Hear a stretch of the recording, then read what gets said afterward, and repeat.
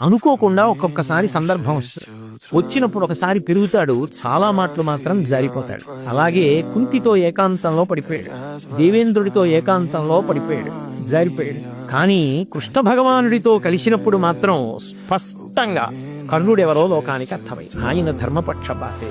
కానీ పాపం ఆయన జీవితంలో ఆయన ప్రారంధం ఏమి అంటే, అసలు ఆయన ఎలా ఉండాలని అనుకున్నాడో అలా ఉండగలిగిన అవకాశము ఆయన జీవితమునందు ఆయనకు రాలేదు.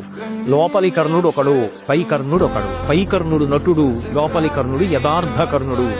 నటుడుగా నటించిన కర్ణుడి జీవితమే లోకానికి తెలుసు, యథార్థ కర్ణుడి జీవితం లోకానికి తెలిసే అవకాశం లేదు. పరమేశ్వరుడు అలా ఉద్దీపింపజేయకపోతే, కృష్ణ భగవానుడు ఉండి కూడా భారతంలో ఒక మహాత్ముడి జీవితం వెలుగులోకి రాకపోతే బాగుండదనుకున్నాడో ఏమో. అవతల పక్షంలోకి వస్తే పట్టాభిషేకం. ఆశ చూపిన కాదనగలిగిన ప్రజ్ఞాశాలి కర్ణుడొక్కడే.